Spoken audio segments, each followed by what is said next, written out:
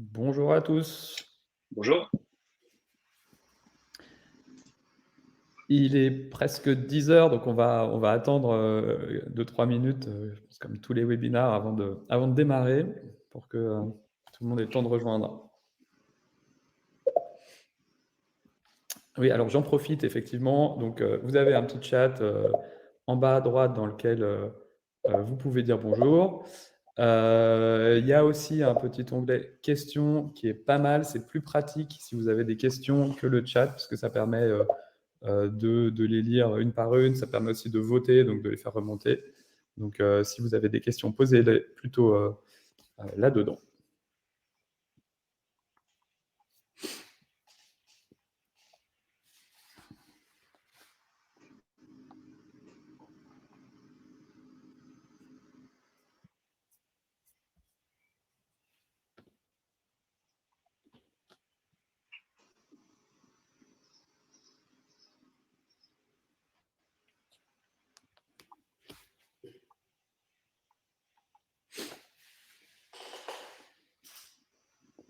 On va attendre encore une petite minute.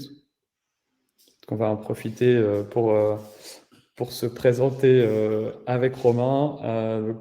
Moi, je suis Nicolas Cholet, je suis le fondateur de Unnest. Unnest, c'est une société de conseil en data marketing. Donc, voilà, on accompagne les équipes marketing sur toutes leurs problématiques data. Ça va du tracking, de la collecte à de la data ingénierie, des choses comme ça. On va vous montrer un petit peu ça. Et je suis accompagné de Romain Amar. Oui, bon, enchanté du coup, Romain Amar, je suis directeur Tracking et Web Analytics chez Nest. Peut-être pour vous donner l'agenda d'aujourd'hui, il y aura deux parties un petit peu différentes en fait. On va commencer par une présentation en gros d'une petite quinzaine de minutes qui va être vraiment une démonstration de l'outil. Le but c'est, donc ça va être pas très avancé, mais quand même le but c'est de voir les rapports, comment on fait des choses avancées du type personnaliser ses rapports, les sauvegarder, regarder un peu le modèle de données, etc. Donc l'idée là c'est de... En fait, GA4 est quand même un peu perturbant comme outil sur on va dire l'interface. C'est ce qui fait que finalement, beaucoup de gens ne l'utilisent pas. Donc l'idée, c'est de démystifier un peu ça. Et c'est presque un petit tutoriel d'une quinzaine de minutes. Et après, on va avoir une autre partie qui est assez différente, qui est plutôt comment on utilise GA4 de manière un peu plus avancée que la simple consultation de ses stats. Et donc, on va parler de cas d'usage un peu plus avancés.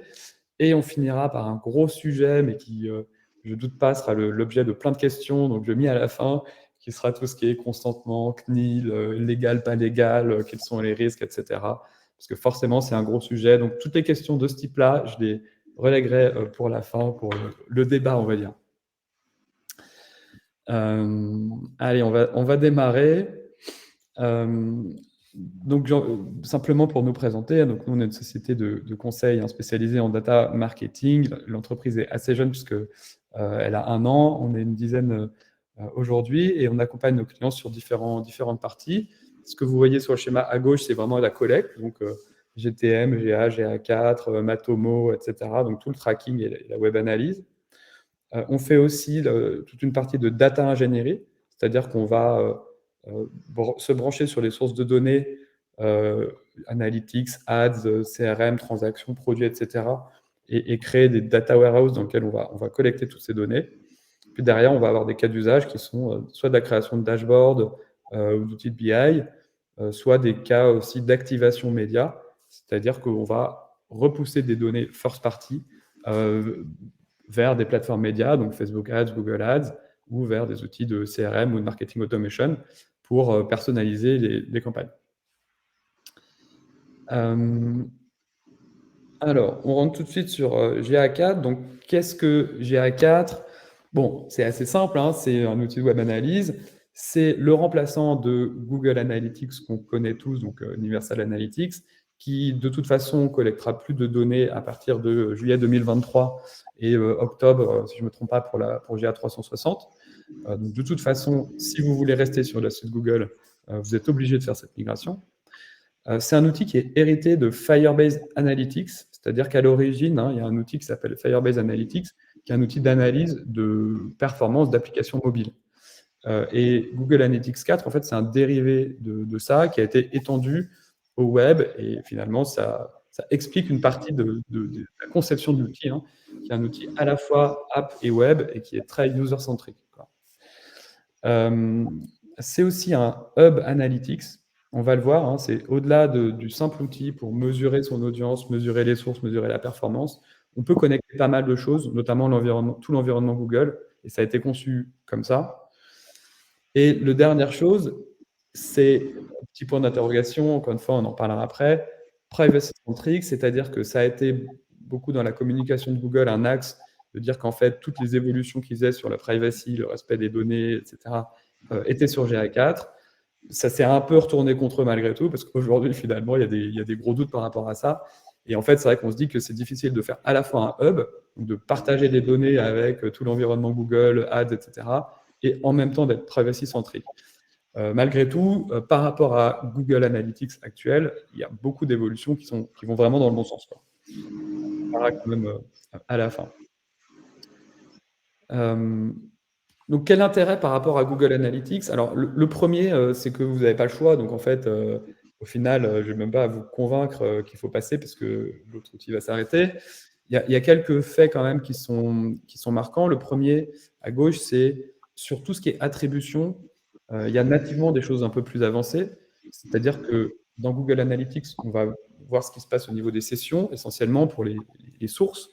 Alors que dans GA4, on peut avoir les sessions ou alors les users.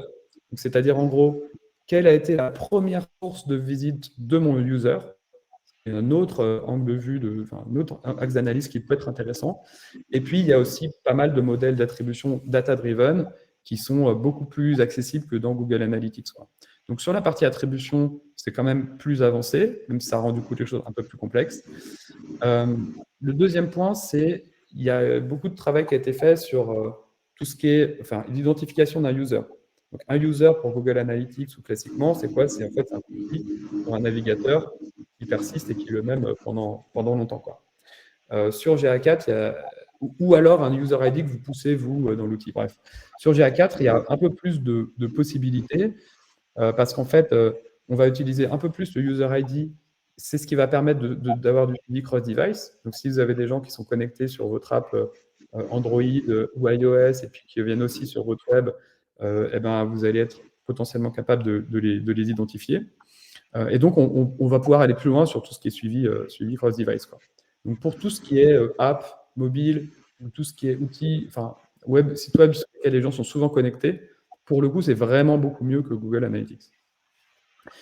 Et l'autre point qu'on verra aussi, c'est l'export des données. C'est-à-dire que dans Google Analytics classique, en fait, il fallait avoir la version payante GA360 pour avoir accès aux données brutes, aux données granulaires. Et là, en fait, on l'a gratuitement et nativement dans GA4. Et pour tous les cas d'usage un tout petit peu avancés, c'est vraiment un super outil, quoi. Donc, on va démarrer, comme je vous disais, par une présentation. Donc là, c'est vraiment une démo d'une douzaine de minutes de comment on filtre les rapports, comment on crée ces rapports personnalisés, etc. On ne va pas vous parler de l'installation là, parce que finalement, c'est assez simple, c'est relativement simple, puis on en a déjà parlé.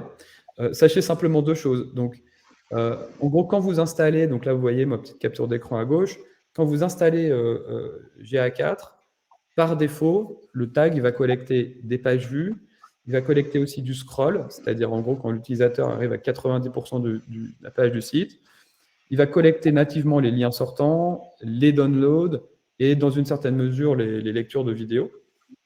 Donc il y a des choses comme ça qui viennent aussi nativement, qui sont un peu plus simples que dans Google Analytics.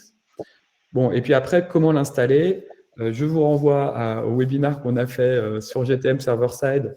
Il peut être installé server-side ou pas server-side, il y a plein de manières d'installer, hein, mais où il y a une petite démo de ça. Et puis, bon, il se trouve que là, ce n'est pas le sujet aujourd'hui, mais en gros, ça s'installe comme n'importe quel tag de tracking. On envoie des pages vues, on envoie des events, et la donnée est collectée. Hop, alors, présentation de l'interface. On va regarder ça. Donc là, je vais aller dans deux comptes. Un compte qui est le compte de démo de Google, qui s'appelle Google Merchandise Store, et puis un compte qui est le nôtre. Donc là, en gros, donc quand vous arrivez dans l'interface, hein, vous avez les différents rapports ici à gauche, ça ressemble beaucoup à Google Analytics. Donc il y a des rapports d'acquisition, trafic acquisition, c'est les sessions, et user acquisition. Ensuite, il y a ce qu'ils appellent engagement. Donc là, on va voir les pages vues et les events qui sont intéressants. Il y a la partie e-commerce, on y reviendra. Et puis, il y a une partie démographie et tech, pareil, vraiment comme sur Google Analytics. Donc là, on va démarrer par la partie traffic acquisition, qui est souvent finalement la première qui est regardée et qui est parfois pas très bien comprise. Donc, qu'est-ce qu'on a ici? Je vais avoir en gros mes sources de trafic et qu'est-ce qu'elles m'ont généré en termes de visites, de users, de sessions, etc. Et donc, ce que j'ai ici, là en haut, c'est des filtres. Donc, je peux rajouter une deuxième dimension. Par exemple, ça peut être est-ce que les gens sont sur mobile, desktop, la landing page, la source d'acquisition. Donc là, il faut faire un petit peu attention parce que vous avez deux notions d'acquisition, encore une fois, le user et la session. Et donc là, sur ma démo, je vais prendre la session. Donc là, ce que je regarde, c'est quels sont les channel grouping et puis derrière les campagnes qui m'ont rapporté de l'audience. Et puis, je vais utiliser le filtre. Donc, je vais faire un filtre sur le paid. Il faut attendre un tout petit peu de temps que ça se charge. Voilà. Donc ici, je retrouve des vues qui sont assez classiques, dont j'ai l'habitude. C'est sur mon paid vidéo, paid search, pour chacune des campagnes, combien ça m'a apporté de users, donc d'utilisateurs, de sessions. J'ai une notion aussi de engagement rate. Donc c'est un peu comme le taux de rebond. C'est presque comme le taux de rebond. Hein. C'est les gens qui ont passé un certain temps sur les pages ou qui ont fait des choses. Et puis après, j'ai les événements qui ont été générés par cette campagne. Donc ici, par exemple, je veux savoir quelle campagne m'a généré des events add to cart. Voilà, je peux faire le filtre. Et puis, quelle campagne m'a généré des events de type achat. Donc ça me permet ensuite de regarder mon taux de conversion par campagne, quelle campagne crée le plus d'engagement, etc. Donc voilà, des choses assez classiques. Pour la suite de la démo, donc vous pouvez changer la dimension, la première dimension. Ici, j'ai le choix entre médium, source, etc. Et on va voir après comment on configure les rapports, parce qu'ici, finalement, je n'ai pas accès à toutes mes dimensions. Si je voulais comme première dimension mes landing pages, ce n'est pas possible. Pour ça, il va falloir que je crée un rapport personnalisé. Donc, c'est ce qu'on va voir. C'est ce qu'on va voir maintenant. Donc là, je suis passé sur un autre compte, qui est un compte sur lequel je suis éditeur. Je vais pouvoir éditer mon rapport. Donc là, je suis toujours sur mon rapport de traffic acquisition. J'ai cliqué en haut à droite pour l'éditer, pour le customiser. Et donc là, je vais vous montrer comment on le customise.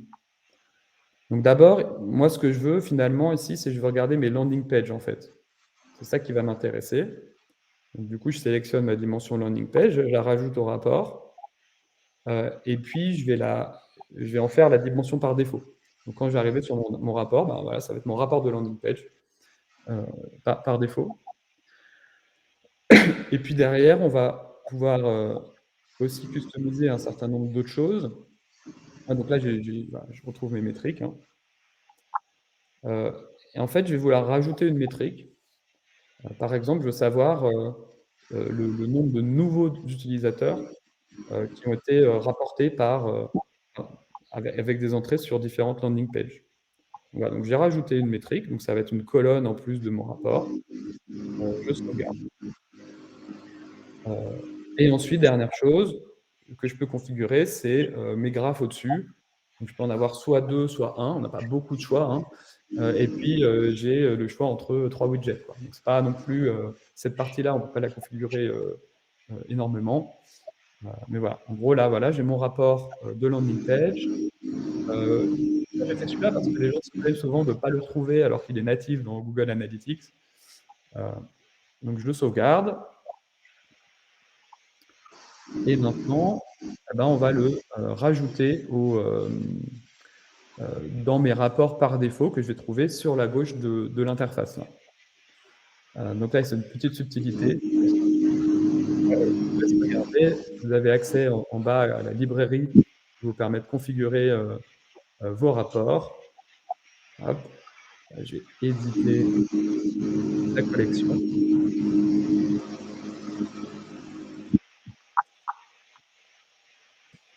Voilà, je choisis mon rapport que je viens de créer, landing page, je le rajoute à gauche, j'enregistre tout ça et voilà, en gros, je me retrouve avec mon fameux rapport landing page qui manque un peu à tout le monde, qui est accessible directement. Donc, vous voyez, en 2 minutes, enfin, une fois qu'on sait faire, en 2 minutes, je recrée ce rapport. Et puis ici, je vais vous montrer aussi comment on utilise les filtres. Ils appellent comparaison parce qu'en fait, on peut en faire plusieurs. Donc ici, par exemple, ce qui va m'intéresser, c'est mes landing page SEO. Et donc, voilà, je choisis mon channel grouping organic search. J'applique le filtre et puis voilà.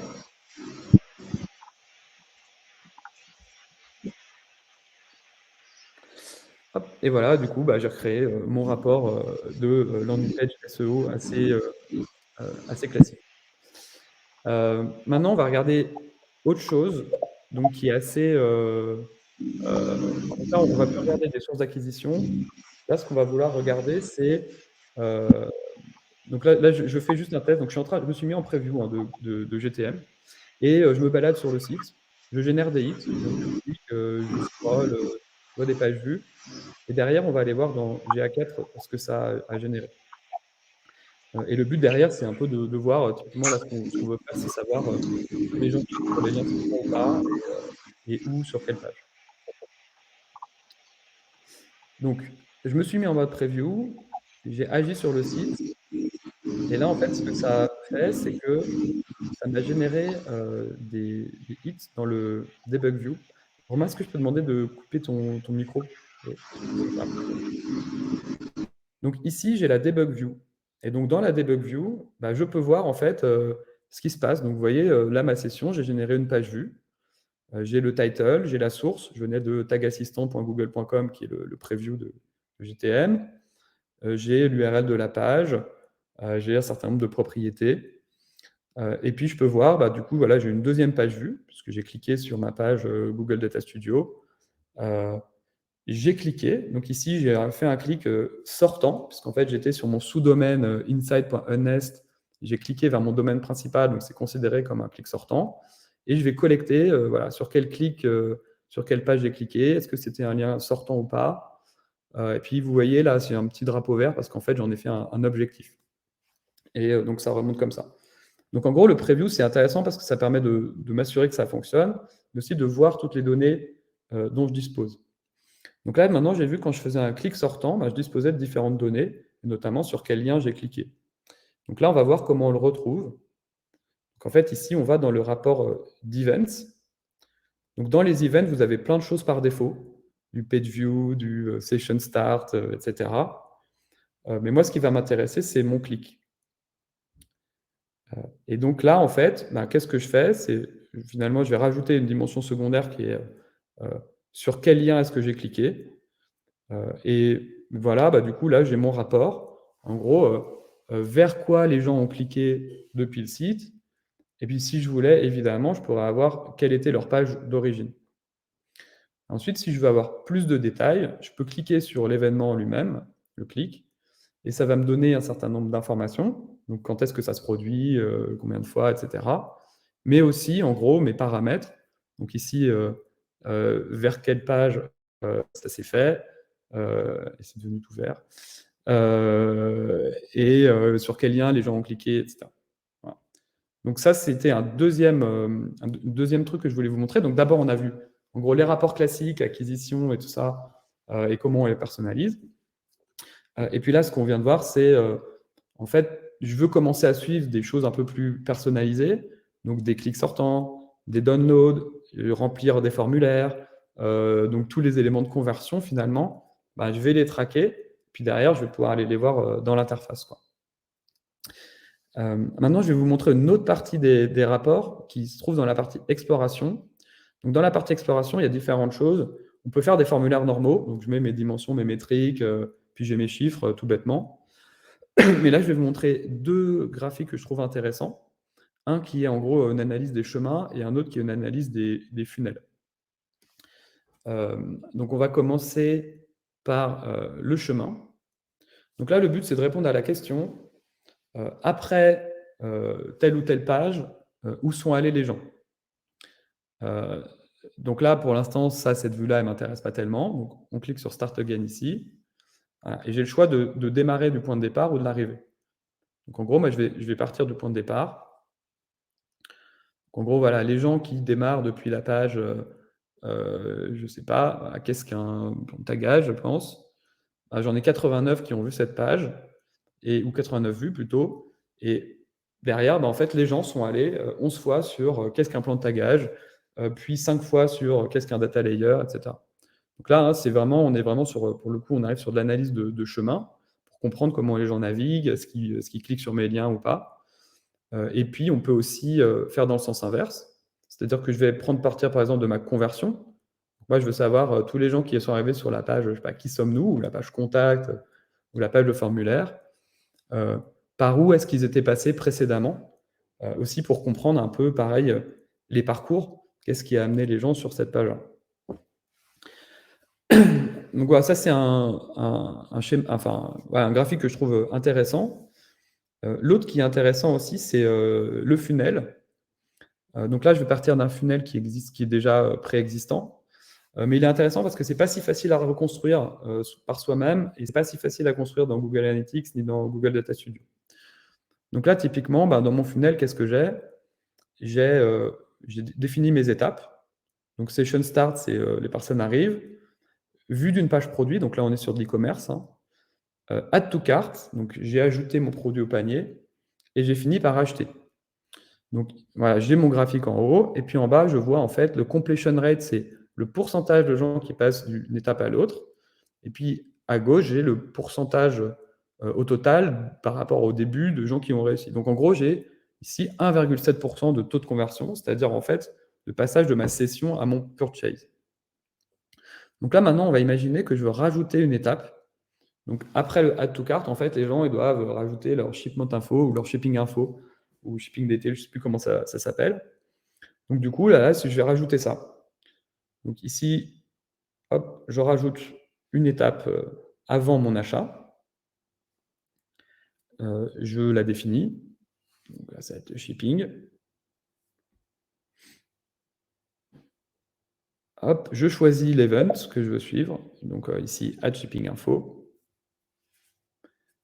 Je l'applique. Et puis du coup, je vais rajouter ça dans mon rapport.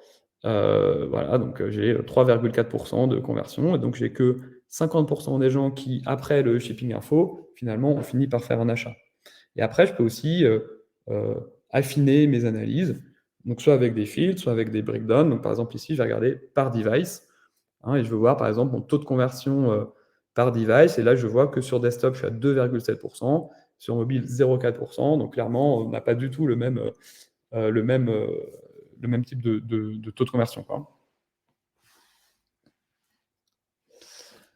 Hop, et puis la suite, je vous la montrerai après, puisque après, on va regarder des choses plutôt dans la configuration, notamment comment en fait on envoie des données vers Google Ads. Alors, j'ai quelques questions ici. Donc, le rapport landing page que tu as créé sera visible aux autres utilisateurs ou seulement pour le créateur. Alors, il est visible pour tout le monde par défaut et je ne suis même pas sûr qu'on puisse d'ailleurs choisir, enfin, faire en sorte que ce ne soit pas accessible par tout le monde. Par contre, ce qu'on peut faire, c'est créer, à gauche, en fait, on peut créer des nouvelles sections pour faire en sorte que ça n'aille pas polluer l'environnement des personnes. Et les rapports personnalisés, type funnel, on peut, et ça c'est intéressant, on peut les partager, y compris à quelqu'un qui n'a pas accès à la propriété dans son ensemble. Donc ça permet de donner une analyse à quelqu'un sans lui donner accès à la donnée source. Olivier qui demande comment ça se passe, donc si un client passe du add to cart au purchase sans passer par une page produit. Donc effectivement, ici j'ai un petit bouton, enfin que vous voyez peut-être pas trop, à gauche, qui s'appelle Make Open Funnel. Et donc là, je peux choisir si oui ou non je prends en compte ça. Donc si je clique sur Make Open Funnel, ça veut dire que si quelqu'un qui passe directement au Add to Cart sans être même passé par Session Start du tout, enfin, il va être comptabilisé. Donc, en gros, ça c'est un choix de configuration, est-ce qu'on veut le prendre en compte ou pas. Ensuite, comment obtenir le taux de conversion pour une transaction? Bah, ça, en fait, on l'a nativement, si je ne me trompe pas, enfin, on peut l'avoir nativement dans n'importe quel tableau standard.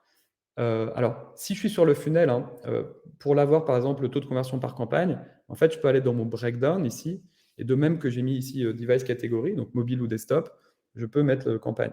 Et sinon, c'est une info qu'on peut retrouver dans la plupart des rapports, a priori, parce qu'on peut avoir le nombre, et je pense qu'on peut avoir aussi le taux de conversion. Hop. Alors, je vais revenir sur la présentation.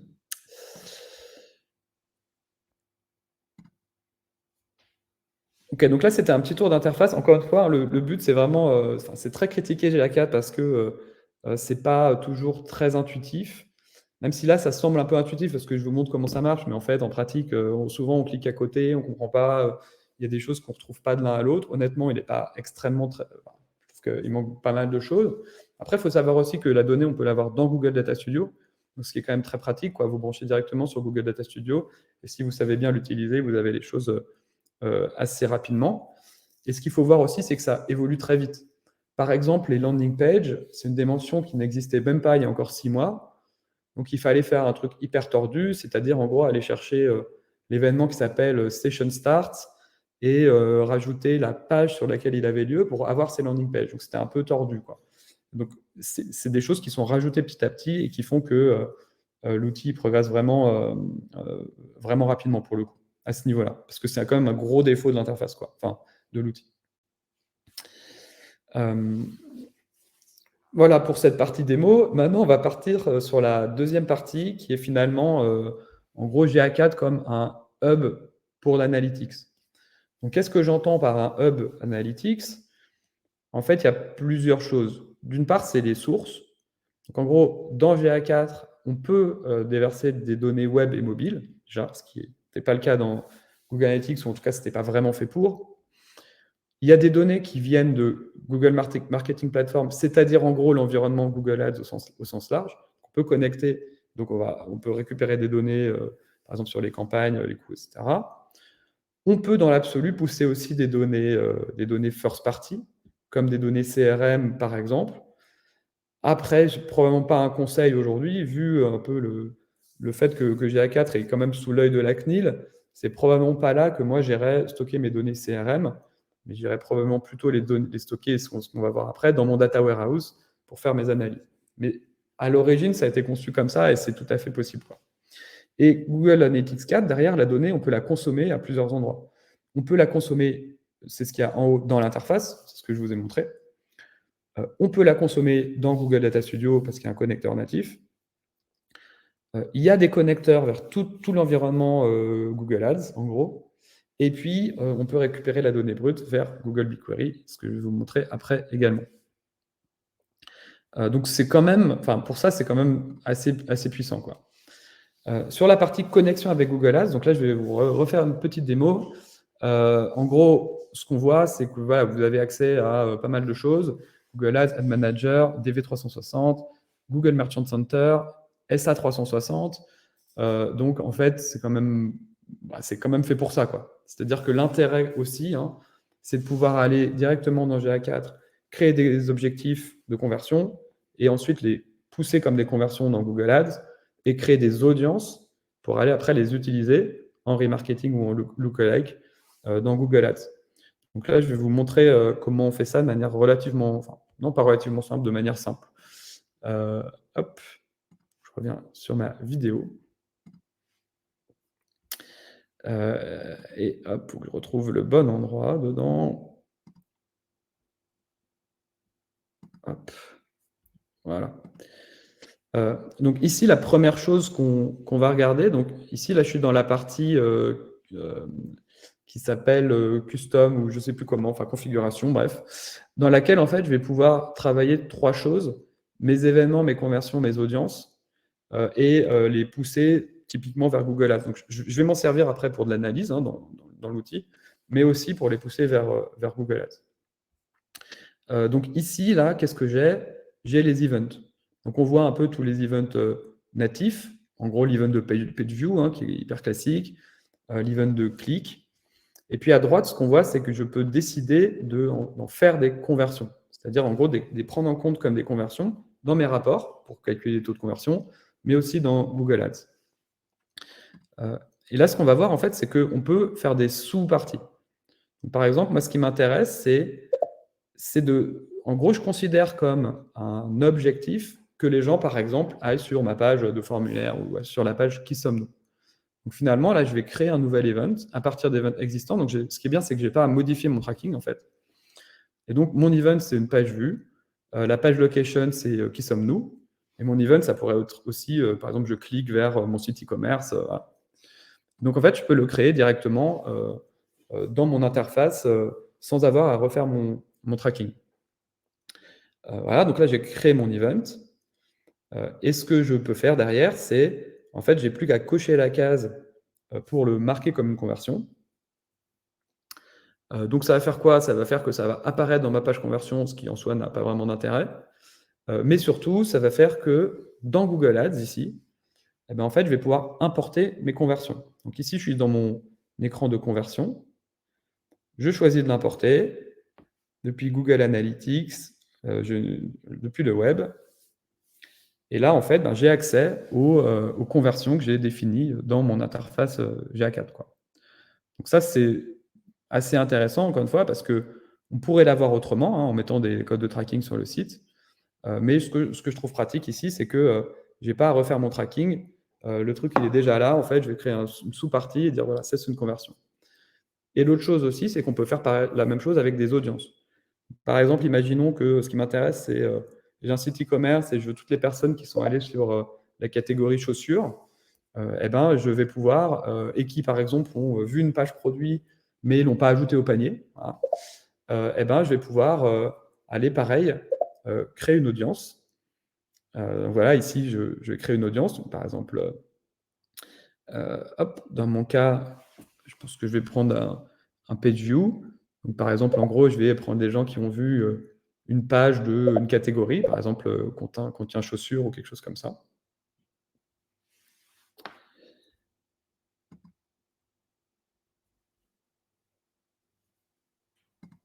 Hop. Voilà, donc là, ça me dit, donc je peux nommer mon audience, etc. Donc là, c'est par exemple les gens qui viennent voir une page qui parle de GA4 sur mon site, et je me dis, tiens, ceux-là, je vais les retargeter via l'environnement Google Ads. Donc ici, j'ai mon audience qui existe. Puis maintenant, je peux aller dans Google Ads Audience Manager, et en fait, à partir du moment où j'ai lié les deux propriétés, elle va automatiquement apparaître, il faut attendre quelques heures, mais elle va automatiquement apparaître dans sur partie, mais dans mes audiences. Et donc, je vais pouvoir les utiliser, donc soit, encore une fois, pour du remarketing, soit pour envoyer des créas spécifiques, soit pour faire des audiences type lookalike, quoi. Alors, une petite question du coup. En termes d'attribution, quelle différence entre une conversion GA4 apportée dans Google Ads et une conversion paramétrée directement dans Google Ads par GTM? Pour moi, à ma connaissance, en termes d'attribution, il n'y a pas de différence. Je peux me tromper, parce que je ne pense pas que l'attribution soit calculée comme ça. Mais à ma connaissance, c'est strictement la même chose. C'est-à-dire que je pourrais configurer un event dans GTM sur le même type de page vue et déclencher mon tag, que normalement, ça ferait la même chose.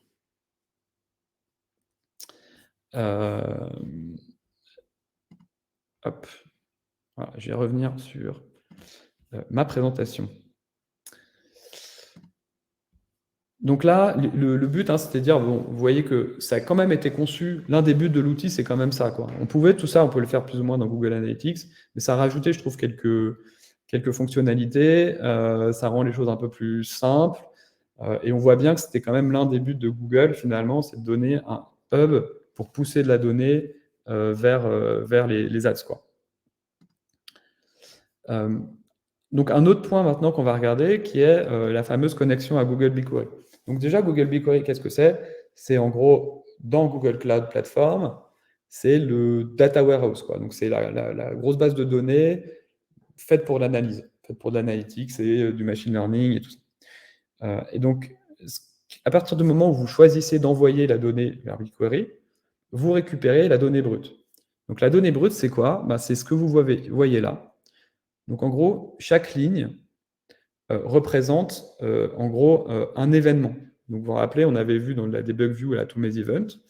Donc ici, si vous regardez la troisième ligne que j'ai étendue, eh ben, j'ai donc la date, j'ai le timestamp, donc c'est la seconde, et puis c'est un event de page view. Et puis derrière, j'ai toutes les propriétés.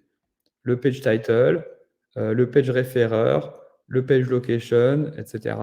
Et derrière, ce que vous ne voyez pas, c'est j'ai aussi la géographie, donc la ville, la région, le device, le statut de consentement de l'utilisateur, tout un tas d'infos en fait, qui sont vraiment la donnée brute, quoi. Donc, c'est hyper intéressant comme donnée parce que avec ça, on peut refaire plein d'analyses, plein de calculs, croiser des données, c'est super. Il faut quand même avoir en tête deux choses. C'est ici, là, c'est sur une journée, sur un site standard, on va dire, et j'ai 234 000 lignes. Donc, en gros, il ne faut pas espérer la traiter par Excel. Donc, il faut faire du SQL et le traiter directement dans BigQuery. Le deuxième chose, c'est que c'est des données qui sont, on appelle nestées, donc imbriquées. Et pareil, il faut un peu savoir faire des requêtes correctement pour l'utiliser. Donc en gros, ce n'est pas absolument trivial. Malgré tout, il y a des formations qui existent qui permettent assez vite de rentrer dedans et de savoir reconstituer des analyses simples, quoi.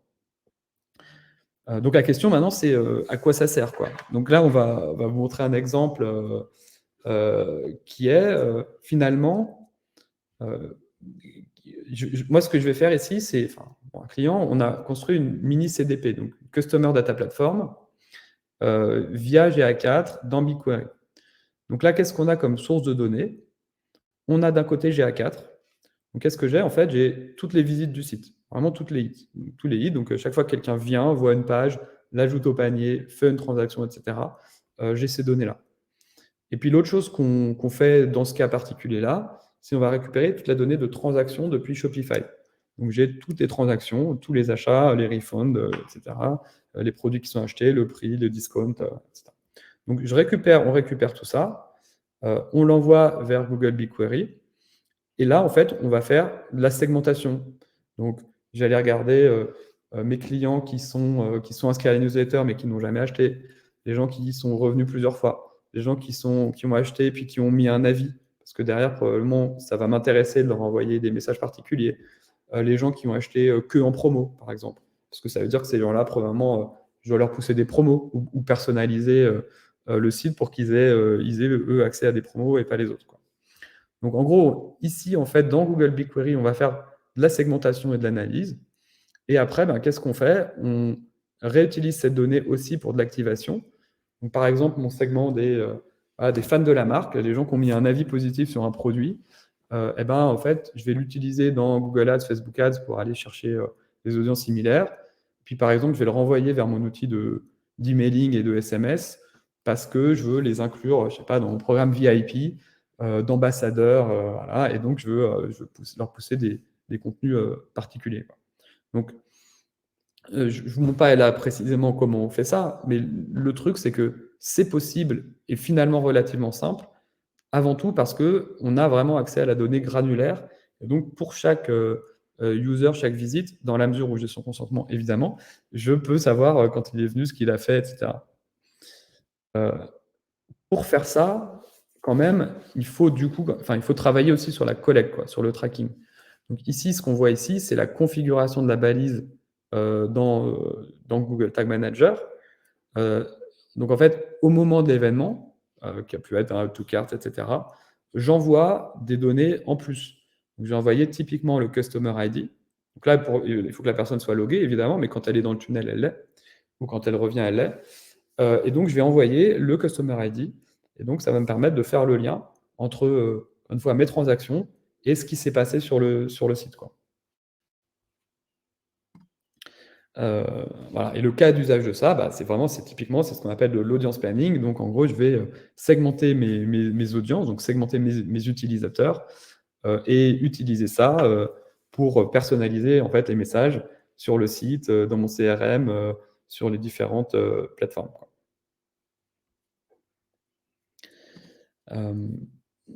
Voilà, donc ça, c'était un exemple un peu plus avancé, encore une fois, de finalement, dans le fond, pourquoi les gens qui font de la data aiment beaucoup GA4.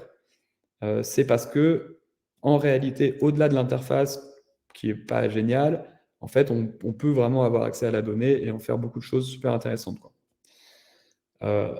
Et face à ça, on se heurte par contre à un vrai sujet qui est la data privacy, quoi.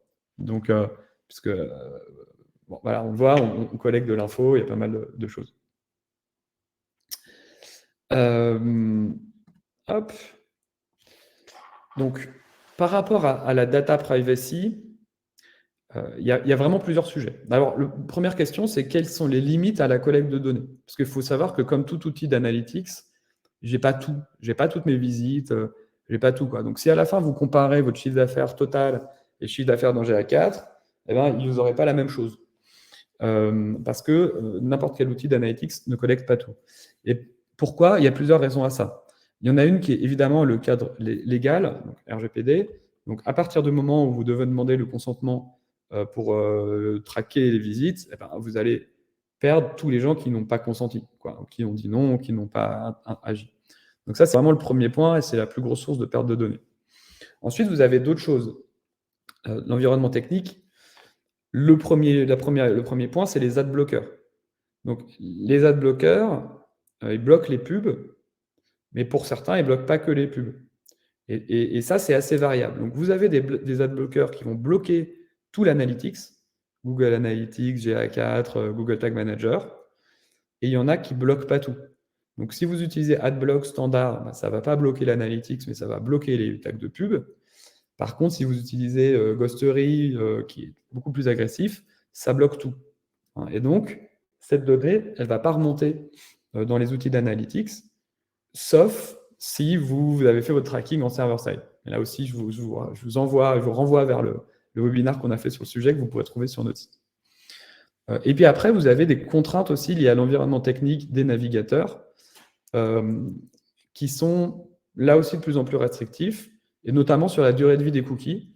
Donc là, on n'est pas tellement sur le blocage complet des hits, quoique, il y a des outils des navigateurs comme Brave, par exemple, qui sont très agressifs là-dessus, mais c'est plutôt sur la limitation de la durée de vie des cookies, et donc ça limite quand même pas mal de choses sur l'analyse, sur savoir quand un user revient, etc. Donc sur les sujets d'attribution, c'est un vrai sujet. Donc ça, ce sont les limites qui fait que, encore une fois, vous ne trouverez pas toutes vos données dans GA4. Mais dans n'importe quel autre outil, encore une fois, sauf si vous avez un outil exempté de consentement, type Matomo, Piano Analytics, Piwik, Lerian, où là, vous pouvez vous rapprocher. En gros, un outil exempté de consentement en server-side, vous pouvez vous rapprocher des 100%, mais avec un outil comme GA4, vous n'y êtes pas. Et puis, il y a un deuxième sujet qui a fait beaucoup parler récemment. Donc, vous avez le sujet RGPD, là, il n'y a pas tellement de questionnement, enfin si, mais il vous faut l'opt-in, il vous faut l'autorisation pour pousser des données dans GA4. Il y a des variantes, il y a le consent mode, il y a plein de trucs, mais de base, c'est ça, il faut le consentement. Et puis, là, la CNIL, ils ont jeté un gros pavé dans la mare, donc en fait, ça date de février, mais il y a quelques jours, ils ont recommuniqué sur le sujet finalement en cassant un peu tous les rêves des gens qui pensaient qu'ils avaient mal compris ce qu'avait dit la CNIL, quoi. Donc la CNIL qui nous dit, en fait, on a un problème, enfin, il y a un problème. Google Analytics transmet des données d'utilisateurs aux États-Unis, et donc, en fait, c'est accessible par typiquement les services de renseignement américains, et donc, c'est pas conforme aux réglementations européennes, quoi. Et donc, ils disent assez clairement quand même, considérer que l'usage de Google Analytics n'est pas en l'état, n'est pas légal, quoi. Donc derrière, ça pose plein de questions. Ça pose d'abord la question du risque, puisque le risque RGPD, il est assez fort en termes d'amende, c'est-à-dire que si vous êtes contrôlé et que vous prenez une amende, ça peut être 4% de votre chiffre d'affaires, mais en pratique, c'est quand même des montants qui sont assez élevés, quoi. Aujourd'hui, par rapport au transfert aux États-Unis, c'est pas un conseil que je vous donne, c'est une analyse de risque. Aujourd'hui, la CNIL dit, un jour, vous recevrez sûrement un courrier qui vous dit que vous n'êtes pas conforme et qui vous demande de vous mettre en conformité, donc de l'enlever sous un mois. Donc aujourd'hui, le risque tel qu'il est perçu, pour moi, c'est on vous demande du jour au lendemain d'enlever un outil, ce qui est déjà un peu embêtant quand même. C'est-à-dire qu'en un mois, vous n'avez peut-être pas le temps de mettre en place autre chose, vous allez perdre votre historique de données, etc. Donc on va voir après un peu les options. Mais donc ça, c'est quand même arrivé un peu là sur la table comme un nouveau sujet. Et donc, on va voir ça. Après, il faut dire, donc, honnêtement, bon, moi je ne suis pas un fan de Google sur le privacy, parce que je pense que c'est vraiment beaucoup d'hypocrisie. Malgré tout, ils ont fait vraiment, pour moi, à peu près tout ce qu'ils pouvaient faire aujourd'hui sur GA4. C'est-à-dire qu'en fait, ils anonymisent l'IP avant de se l'envoyer, ce qui n'était pas le cas avant quand même. Donc ils anonymisent l'IP. Ils permettent en tout cas, ils disent qu'ils garantissent que la donnée collectée en Union européenne reste au sein de l'Union européenne en termes d'hébergement, mais ce qui ne répond pas au problème de la CNIL, hein, parce qu'elle dit, mais en fait, les Américains peuvent quand même demander à avoir accès aux données, donc ça ne résout pas le problème. Et puis, ils ont rajouté pas mal de configurations dans l'outil sur l'utilisation, par exemple, de Google Signals, c'est-à-dire en gros le croisement avec des données de Google, et puis d'avoir des réglages qui sont spécifiques selon si vos utilisateurs sont en Europe, aux États-Unis, etc. Donc il y a eu pas mal de choses qui ont été faites.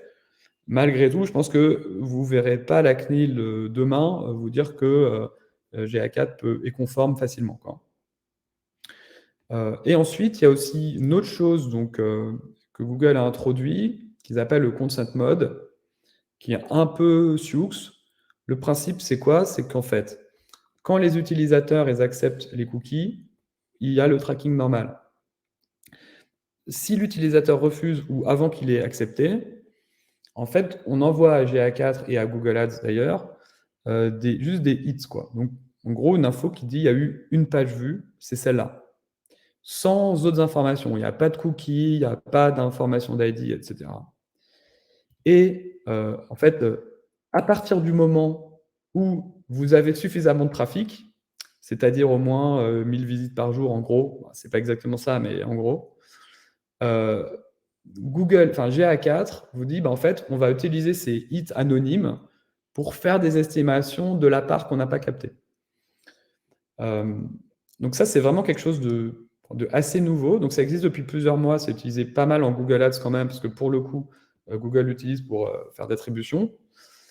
Et dans GA4, c'est assez nouveau dans le sens où maintenant, ça va apparaître ça apparaît dans l'interface. Malgré tout, il faut faire quand même un petit peu attention, je trouve. C'est que finalement, rien ne dit que ça permet de faire de la mesure sans consentement réellement. La CNIL ne s'est pas positionnée là-dessus et donc on n'est pas du tout sûr.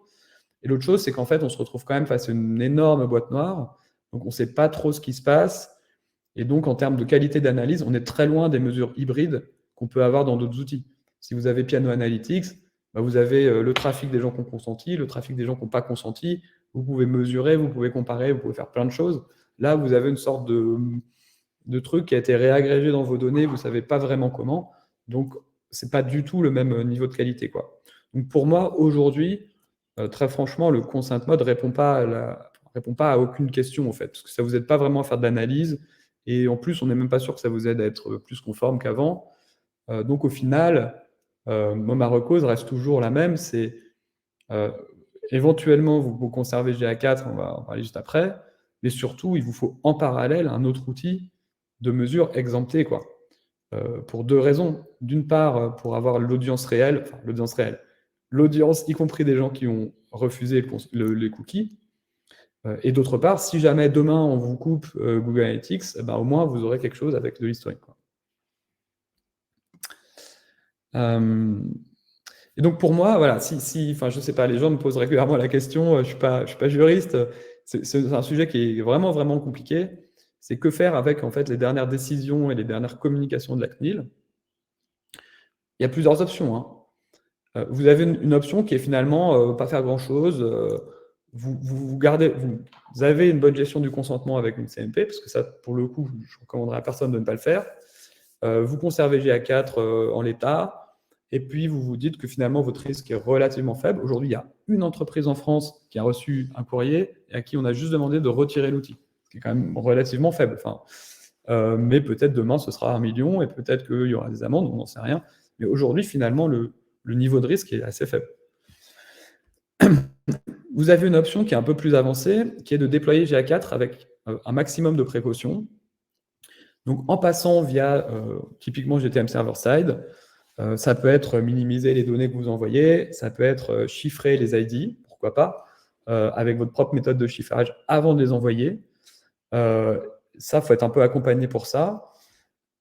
L'intérêt principal, c'est que si jamais un jour vous avez un contrôle de la CNIL, au moins vous pourrez vous défendre. C'est-à-dire que vous pourrez expliquer ce que vous avez fait, pourquoi vous l'avez fait, et pourquoi vous pensez que c'est conforme aux exigences. Donc forcément, ça coûte un peu plus d'argent de déployer ça. Hein. Enfin, il faut du temps. Ensuite, la CNIL, donc point 3, a ouvert une brèche, a dit, en fait, le seul moyen que nous, on voit aujourd'hui pour que ce soit légal, c'est d'utiliser des proxys, donc c'est-à-dire en gros, qui vont chiffrer la donnée, finalement, la retraiter, la chiffrer, l'anonymiser complètement, avant de l'envoyer dans l'outil. Bon, ça pose plusieurs questions, parce que si on enlève tout, à ce moment-là, il n'y a vraiment plus d'analyse possible, donc ça ne sert même plus à rien. Malgré tout, il y a quelques solutions qui arrivent sur le marché, en disant, voilà, nous, on propose des proxys pour Google Analytics. Donc en particulier, il y a Sirdata et il y a Eulerian qui aujourd'hui sont arrivés avec des offres. Nous, j'avoue, on regarde on regarde pour comprendre ce qu'ils font exactement et pour se poser la question, est-ce que vraiment ça nous rend plus conforme, quoi? Parce que si c'est pour être juste un peu plus conforme mais pas conforme quand même, au final, est-ce que l'investissement vaut le coup? Donc ça, c'est le troisième cas. Et dans tous les cas, pour moi, il n'y a pas vraiment d'alternative. Enfin, il n'y a pas de cas où je ne conseille pas d'installer une solution exemptée. Encore une fois, pour les deux raisons que je vous ai dit, c'est pour l'analyse, parce que vous ne savez jamais exactement la part des gens qui refusent, parce qu'en fait, la part des gens qui refusent, ce n'est pas la même selon les canaux, etc. Et donc, en fait, vos analyses sont de toute façon un peu faussées. Et puis aussi parce que, encore une fois, on ne sait pas de quoi l'avenir est fait. Et aujourd'hui, je vous dis que le risque me semble relativement faible, mais enfin, ça peut changer très très vite. Voilà, pour finir sur cette partie de la privacy.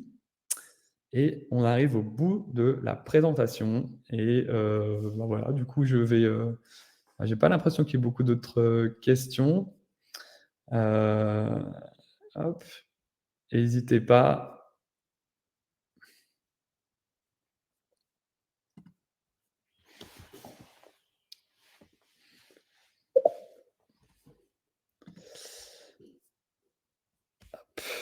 Merci Angèle.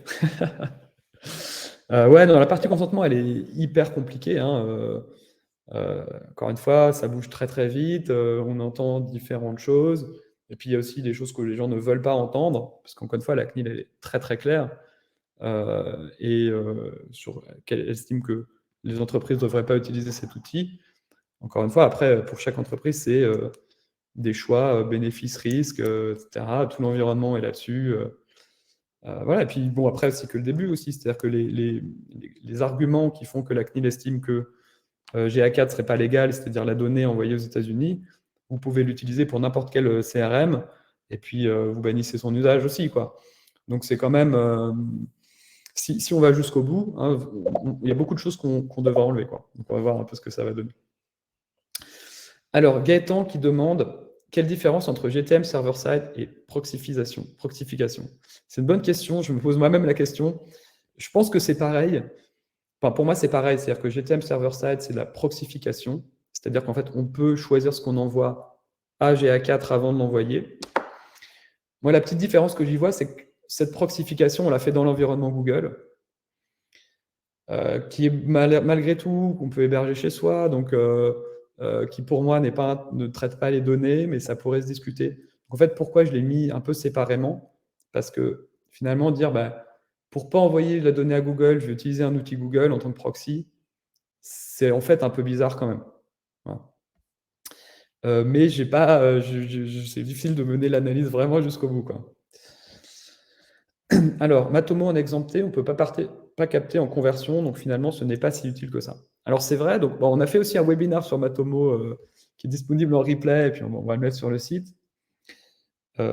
Alors, c'est vrai, mais pas totalement, c'est-à-dire qu'on ne peut pas activer l'e-commerce en Matomo dans la version exemptée. Donc, effectivement, on ne va pas avoir les ID transactions, on ne va pas avoir les montants, etc. Par contre, on peut remonter des events. Donc, des events, vous pouvez quand même remonter des nombres de ventes, vous pouvez quand même remonter des nombres de leads générés via des formulaires, etc. Donc, tant que vous restez sur des données granulaires et statistiques, on peut quand même remonter des choses dans Matomo. Mais oui, c'est la contrepartie de l'exemption, c'est qu'on ne peut pas remonter des données, par exemple les user ID, le cas d'usage que je vous ai montré avant, vous ne pouvez pas le faire, quoi. Alors, donc Vincent qui demande qu'est-ce que ça implique de faire passer des data studios construits avec GA4 avec GA3 vers GA4.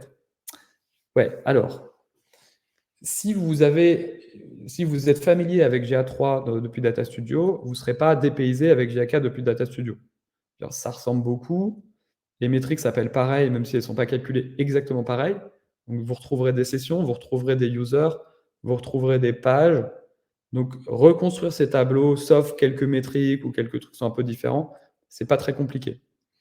Par contre, vous n'aurez pas l'historique. C'est-à-dire que d'un côté, vous aurez GA3, d'un autre côté, vous aurez GA4 sur le graphe d'en dessous. Donc, si vous voulez commencer à faire vraiment des comparaisons, vous avez deux options. Il y a l'option de faire des blends dans Google Data Studio, mais ce sera quand même pas si simple, parce qu'en fait, vous n'êtes pas sur les mêmes plages de dates, donc en fait, il va falloir faire des trucs un peu tordus qui risquent de générer des erreurs ou d'être très longs à charger. Et l'autre option, du coup, c'est en fait ce qu'on fait parfois, c'est que en fait, on utilise les API, hein, on pousse la donnée de GA3 et de GA4 vers Google BigQuery, et derrière, on reconstruit un rapport consolidé dans Data Studio. Donc, c'est un tout petit peu plus de travail. Mais effectivement, il n'y a pas d'outil miracle pour voir toute la donnée historique, etc. Alors, Victor, a-t-on des nouvelles sur la prise en charge du format AMP pour GA4? Donc, Victor, je reconnais bien là ton amour pour les médias et AMP. On ne travaille pas trop pour des médias qui ont AMP, donc je n'ai pas regardé récemment, mais j'ai cru comprendre que ça allait être pris en charge, parce que j'ai cru voir un debugger exprès pour ça, mais je reviendrai vers toi. Mais je crois que c'est pris en charge maintenant. En tout cas, j'en ai entendu parler il y a 2 semaines, quoi.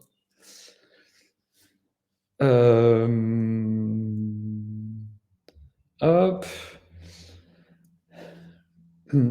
Alors, est-ce que vous avez déjà déployé GTM server-side sur des plateformes autres que GCP ou AWS ou Azure afin d'être sur des serveurs français, par exemple? Oui. Alors, on a effectivement, donc ça va assez loin comme question.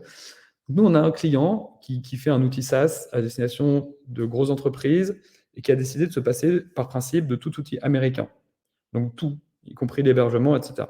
Et donc, on a reconstruit un environnement d'analytics de leurs produits, complètement sur de l'open source ou du hébergé en France. Voilà.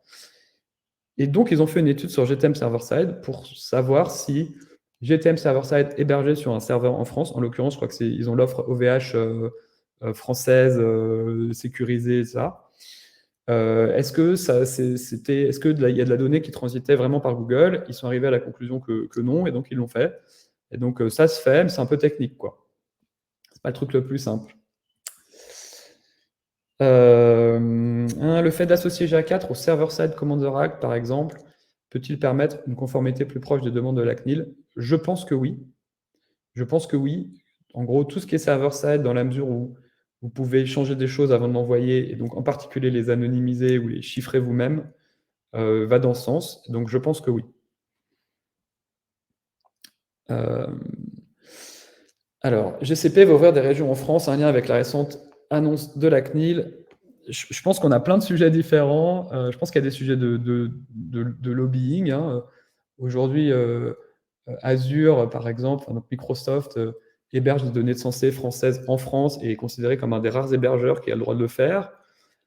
Mais c'est une boîte américaine, donc si je suis ce que dit la CNIL, en fait, la question pourrait se poser, et d'ailleurs, la CNIL pose la question. Donc, c'est des sujets super compliqués, parce qu'en fait, finalement, l'hébergement des données, c'est une chose, mais c'est pas parce que les données sont hébergées en France que les autorités américaines ne peuvent pas demander y avoir accès à Google, qui est une société américaine. Donc forcément, tout ça, ça a des liens. Je pense qu'il y a des parties qui sont... En fait, on parle de lobbying... Pour moi, hein, on parle de lobbying, lobbying juridique, quoi. Hein, l'enjeu, hein, c'est pour tout le monde. Hein. pour les plateformes, c'est de pouvoir être utilisé en Europe, et pour les entreprises européennes aussi, parce que quand même, il y a peu d'alternatives. Hein, donc l'alternative, c'est d'être en retard, quoi. Hein. Bon, voilà, ça c'est mon point de vue. Mais... alors, le fait de paramétrer les objectifs de conversion dans GA4 pour les envoyer ensuite dans Google Ads, permet-il de demander le consentement que pour Google Analytics et pas Google Ads? Non, c'est une excellente question. C'est vrai que Google Analytics, c'est un outil qui fait deux choses. De l'analytics, donc il faut le consentement à la finalité analytics.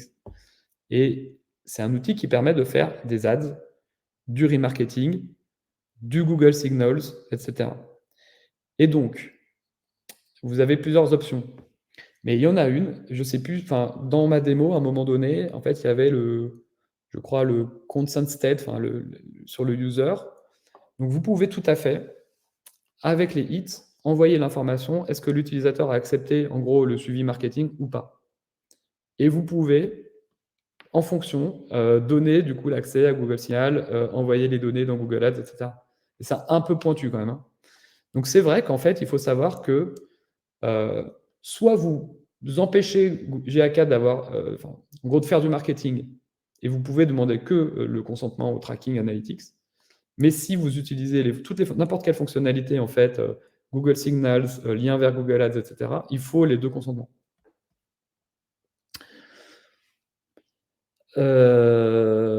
Avec les dernières communications de la CNIL et les entreprises AFR qui s'occupent d'autres outils, pensez-vous qu'il est envisagé par Google de supprimer le transfert des données vers les US?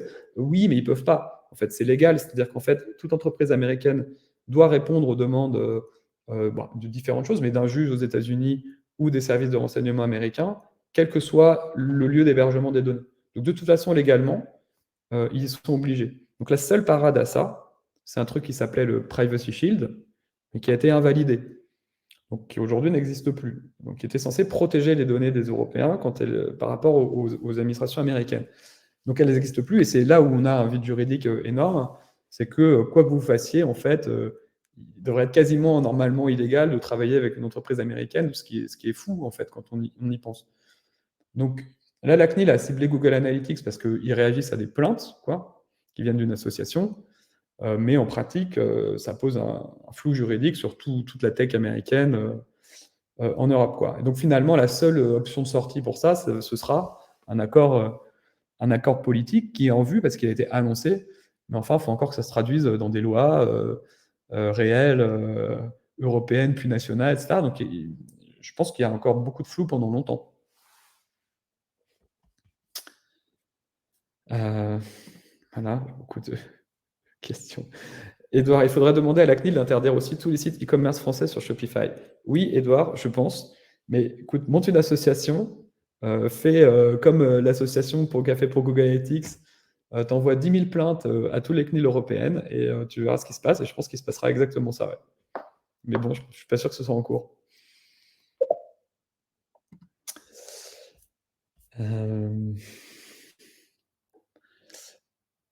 Ouais, donc effectivement, donc la CNIL, hein, quand elle dit qu'il faut utiliser la proxification, elle dit donc qu'il faut effectivement modifier les ID, parce que c'était le point de départ, ce qui est tout à fait compréhensible, gérable et qui me semble pas déconnant. Par contre, effectivement, ils disent, contre toute attente, en fait, qu'ils demandent de supprimer aussi le référeur, donc en fait, d'où vient le trafic, et aussi les paramètres des URL, donc les UTM. Donc, si vous faites ça, effectivement, vous vous retrouvez avec un outil qui vous permet de compter des visites, et c'est tout. C'est-à-dire que vous ne pouvez pas savoir d'où elles viennent, ni de quelle source, ni de quelle campagne, donc qui est pour moi totalement inutile.